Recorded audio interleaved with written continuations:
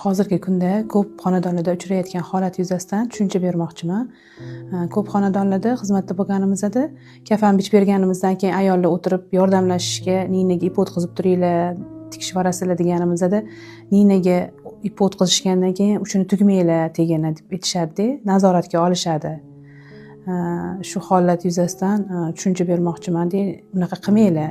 Farqi yo'q. Tugasizlarmi, tugmaysizlarmi? Eng muhimi bizga tezroq qarashib, yordam berib, chiroyli qilib shuni tikib bersanglar, tezlashtirib bo'ldi. Bir ayolga savol berdimda, nega shunaqa deysizlar? Desam, bu eskidan bor-ku, eskidan aytiladi. Xo'p, mayli, eskidan aytiladi, to'g'ri. Lekin nima maqsadda aytiladi desam, o'sha mayit u yoqda qabrda so'roq javob og'ir bo'lar ekan deyishyapti.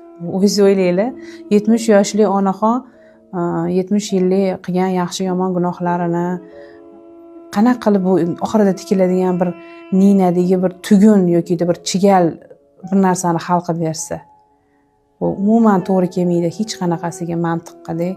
O'shancha iltimos ayollar sizlardan shu narsa, shu mavzuga nuqta qo'yaylik, bo'ldi.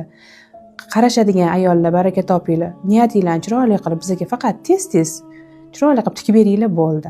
Keyin yana bitta masala, biza yuvishga kirganimizda uy egalari bizga 5 litrlikda zamzam suv olib kirib berishadi-da. Onajonning ustilaridan quyib yuboring, shu zamzam suvlarga, oxirida zamzam suvlarga cho'milib ketsinlar deyishadi. Mutlaqo mumkin emas. Umuman bunaqa qilish kerak emas. Bu zamzam suvi tiriklik ichilish uchun berilgan. Bu suvni qanaqa ozginasini niyat qilib, shifo bo'lsin deb ichamiz. Ichilgan suvlar ham Allohning qudrati bilan Alloh shunaqa ulug'lagan ekanki, bu suvni beldan pastga o'tmas ekan, ter bilan chiqib ketar ekanda.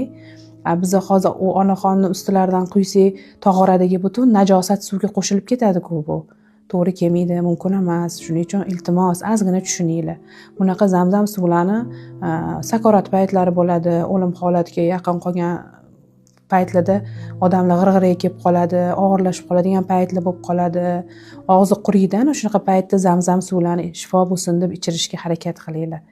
Lekin bunaqa ustilardan quyib yuborishga, ishlatishga urinmanglar, boshqa qilmanglar. Unaqa kerak emas-da bu narsalar. To'g'ri foydalaninglar. Bu tiriklik uchun